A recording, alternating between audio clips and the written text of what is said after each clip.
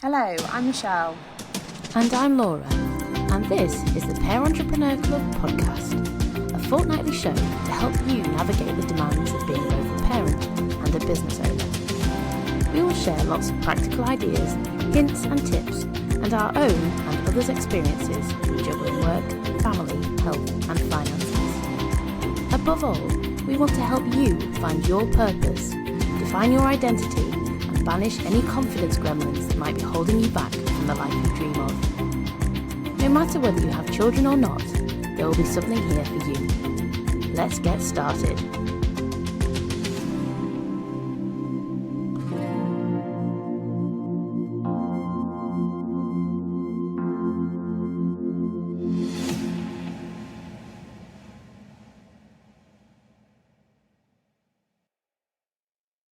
Welcome back to the Pair Entrepreneurs Club podcast. And today we want to dive into a topic that hits close to home for so many of us, time management. So as co-founders of this podcast and fellow pair entrepreneurs ourselves, Michelle and I understand at firsthand the challenges of balancing business and family life. Yeah, that's absolutely right, Laura. For me, that struggle to find the effective balance, I think we were talking about it earlier, we're always put spotlight in ourselves, and are we giving too much to our children? Are we giving too much time to our business? So really today we want to explore some of those strategies and things that we've learned over the time, things that we'll discuss with our clients, and really for us to kind of build that rapport with individuals to understand what those intricacies might be. So we do find in those one-to-one coaching sessions, don't we, what the blockers might be. And sometimes it is just perception. Sometimes people are being a bit hard on themselves. So whether you're running that business or actually even if you're in a corporate world and you're climbing that ladder, hopefully you'll get some useful hints and tips from this today. And even as not a parent, we do also appreciate that you've got some level of balance. So I've got friends who've got elderly parents and situations like that. So it's not easy. There's lots of personal responsibilities we've all got to take as well. So hopefully you'll learn some tips today. Yeah, absolutely. And, as you said, it's adding in, right now we've got Easter holidays coming up as well. And I think when you get to that stage in life, certainly, I'm approaching 40 and you do start to get elderly parents that are in the mix. It's then about how do you manage that and juggle that as well. So, as parents, I think the biggest thing is we want to be there for our children during the breaks from school, but how do we navigate that while also keeping the business going as well? For us, that's about utilising childcare. Yeah. So we talk around how you can effectively use kids clubs and things to be able to have that balance. But then, it's having that family time as well. Yeah, and that's right. I was talking to somebody this morning, they've actually got teenagers, and they said, it gets easier, but also there's a guilt. And she was saying she turns up just to be there for her teenagers, even if they're in bed. So that it's not going to be long, 2 weeks ahead. How do we do that? I had the other week when my youngest was poorly at half term, so I planned it all meticulously and then still fell into the trap of I've now got to get back and reprioritise and reorganise. And in the end, I just thought I'm doing what I can do and I can hustle in a different way. But we're really lucky in the world that we operate now. We've got lots of great technology that's made it super easy for us as well. Phones, technology, apps and devices, and actually just having calendars and electronic calendars is super helpful. So we'll go through some of that and help you avoid that burnout and maintain your well-being as well. Yeah, that's exactly it. And I think you touched on it there. It's about that forward planning as well and making sure that we can take some of that pressure off.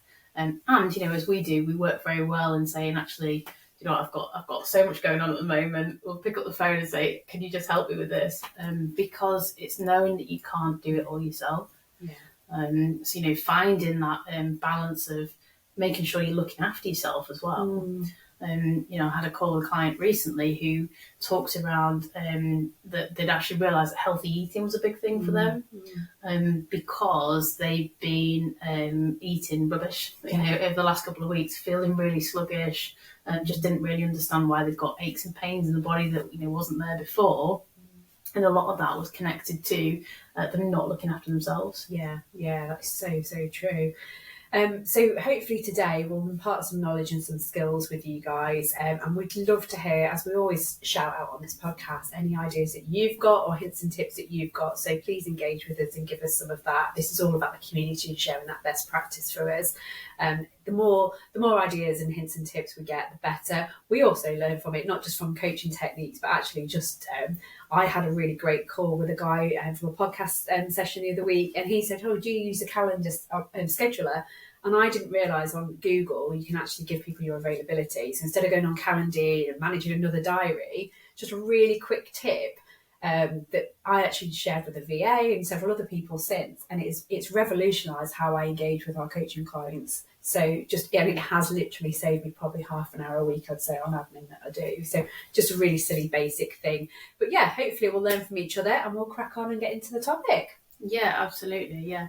And I think, just to caveat this as well, is that it's about understanding that we only have a limited amount of time, and every choice that we make has an impact on ourselves and our families. Yeah. So, it's about that prioritization. So one of the things that I tend to use is you can use something like an Eisenhower matrix. So about looking at where you actually have those priorities. So we'll put a link in the show notes as well. But this really focuses on, what do I need to do right now that's urgent and is going to drive my business forward? And do I need to do it, or is it something I can delegate? So having that real awareness of looking at which boxes of whether I need to do it myself, is it really crucial, or is that maybe a bit of ego that's coming into that as well? Which, sometimes there are those elements. Yeah. And how urgent is it that actually needs doing? Because sometimes we think that we need to do it, much quicker than what we do. And also taking that time to actually take 90 minutes, I say, so have 90 minutes of planning out of your business. So not working in it, even things like, having some space to just go to in a different area and find that creative space to go, right, that's the 90 minutes I'm not going to be disturbed. Yeah. I mean, we've done it today. I mean, we practiced what we're preaching. We've done it today. We got together yesterday. We went through a to-do list. We literally prioritised what we needed to work on today. And probably actually we were looking a bit more strategically in future planning. So we've got a workshop in a few weeks. We've been talking about that. But we've come into this office today. We've literally planned. We've had 90 minutes. Well, more than that, we've probably had 2 hours of absolutely cracking through some video content. And that was because we time blocked it and we was effective with it. We've treated ourselves, we've gone to the pub, we've had a bit of mindful time as well, and now we're back into it now. So, we are doing what we're saying, and there's some stuff in that list, if you use our Eisenhower model, where we've actually just put it as scheduled. So I've taken some actions for tomorrow and Friday, and Laura's taken some more. And then the bottom quadrants of that, there's some stuff that's nice to do, nice to have, but it's nothing urgent, and we'll just manage that over the next couple of weeks. But yeah, a thing that I really love, and it is a Stephen Bartlett tip that I am using and stealing and advocating, but I absolutely love it, and it's a 24-hour chips. So he advocates laying 24 pieces of paper, circular paper, square papers, whatever, post-it notes, and thinking about the 24 chips that you have in a day, so your 24 hours, and writing on that where you're spending your time. And I did this just after the Christmas holidays, and I was absolutely gobsmacked. I probably neglected the amount of hours I was spending on my device, and I was getting the alerts. But actually, yes, some of it is work, but when I was really true to myself, some of it was social media scrolling and just, like we do, just faffing around doing stuff. And actually, that then spotlights where you can spend that time better. So I was easily surrendering 90 minutes, 2 hours to give back to doing other things quite quickly. So, and I was also then thinking about, I'm not spending enough time in the evening talking to my husband, I need to spend more time doing that. And, the balance was right. So it kind of led me to what my one word was, which we talked about in the previous episode. But I think it's a great, great tool. Hugely advocate it, whether you're running your business or working in the corporate world. How are you spending those 24 hours? And just a quick win, sometimes just getting to Friday and thinking, have I really been effective with my time? Yeah. What did I set out at the start of the week that I've not been able to do, and why, is a really good kind of coaching question that we do with our clients. Yeah, definitely. I've noticed on my phone now, I've actually got a digital wellbeing app as well. Yeah. So it will say, it actually tracks how long I've spent on LinkedIn, on Facebook and everything else. And it's quite horrifying when you look at that on a Friday sometimes. Yeah. So I think, going back to, and for new listeners who don't know us so well, I've got a 7-year-old. Michelle, you've got 2 children. Yeah, a 5 and a 2-year-old. Yeah, a 5 and a 2-year-old. So time, is quickly eaten away. when the children come home from school. Yeah. And I've managed to now say, actually, some of my boundary setting is around not having screen time and not having phones in place. Yeah. Because what I was finding was that I pick my son up from school on a Monday, for example, at 3:30, and I dedicate that time after then to spend with him. Mm-hmm. But what I was doing was checking my emails, being really short-tempered with him, not actually really listening to what he was telling me. Yeah. And then, that carries on. So it's about setting those boundaries for yourself as well, to say, how do I make sure that I actually do what I say I'm going to do in that time? Yeah, 100%. And I think with that, you need to think about who it is you want to spend and invest that time with. And we've talked about this before. So we put as parents a huge emphasis on that child parent role. So like Laura said, I'm going to time block, I'm going to do that, I'm going to make sure I don't go on devices. But what I would do if I wasn't careful of is I think, okay, well, I'll give them that time, but at 7:00 when they're both in bed, being slightly ambitious there, but 7:30 maybe, they're in bed, 7:30, I'm then going to pick up the laptop and do some work. I need to think about that relationship stakeholder thing again, because actually for my husband, that's time for me and him as well. So if we're not careful, we kind of move and shift those boundaries. I spend a lot of time with friends, so I'll make sure at least once a week I go and have dinner with one of my friends, and I won't compromise that. I will spend that time doing that. Whereas, as the business is growing, I'm now investing more time doing business networking as well. So it's that balance, isn't it? And where you need to invest that time and who you want to spend that time with as well. Yeah, absolutely. I think it's also thinking about what gives you energy in that time as well. And I love playing tennis. That's my release. But sometimes what I can find is, actually I played this week with some people who, what I call the classic mood hoovers.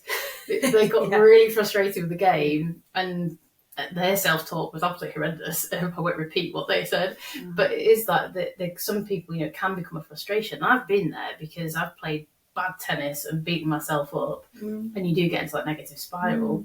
So it's about noticing your own kind of patterns of what you do and how you embrace that energy into it. So if, for example, you're going through a bit of a bad tennis playing period or whatever that might be to you, perhaps give it a break, and just let go for a while and come back to it with a renewed energy. Yeah, absolutely. I think that's so right, isn't it? The time you invest when you do have 24 hours in a day and 24-hour chips and potentially 8 of that was that is sleeping. You really need to prioritise who and how you spend that as well. It's all interconnected. I know we had the really inspiring Dawn Barron on podcast, one of our first episodes, and she was talking quite heavily about time blocking, wasn't she? And the colour coding. And I know if you haven't already listened to that episode, go back, but that is incredible and really insightful to think, where am I going to preserve that time? So it's well and good setting out the intention, but how are you actually going to do it? So use the technology, get some alarms on your phone, reminding yourself.